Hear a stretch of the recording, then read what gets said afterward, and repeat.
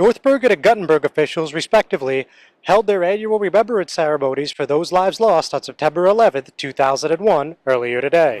The memories of what happened that day will indelibly be in our mind, the way they were for other generations, Pearl Harbor, or the assassination of President Kennedy.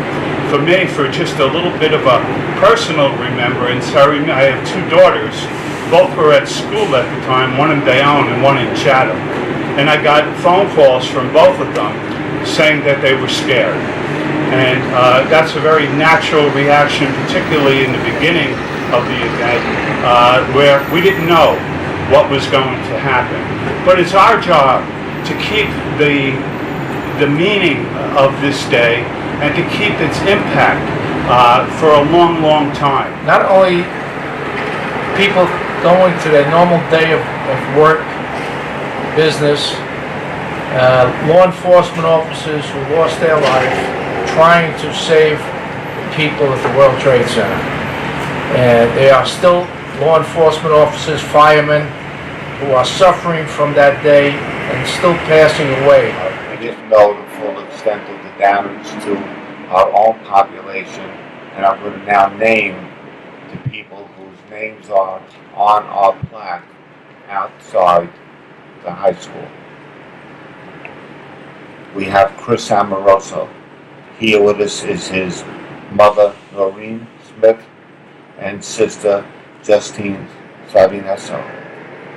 I knew Chris very well. He had coached my son in football when he was on the Eagles, and he was just a really great guy.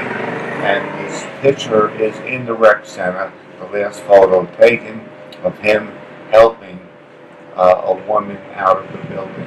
17 years ago, I witnessed the power of the community, the love and dedication of our first responders and servicemen and women, and the ways in which shared grief can unite us. Many of us remember that day. Many of us lost friends, family members, whom we grieve today. Port Authority Lieutenant Robert Seary was a son of Guttenberg. Rebecca Lee Cabery was a civilian here who was tragically taken also. A close friend of mine, Christopher Amoroso, was a Port Authority cop who also perished in the attack. Both men risked everything to help others in the time of need.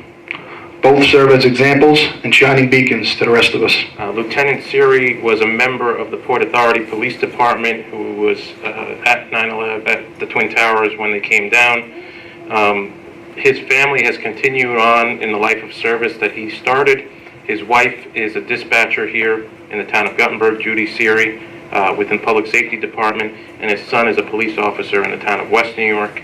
68th Street in Hudson, where their home is located, is dedicated to Lieutenant Robert Seary. We have the plaque street posting that was posted there when the street was named in his honor.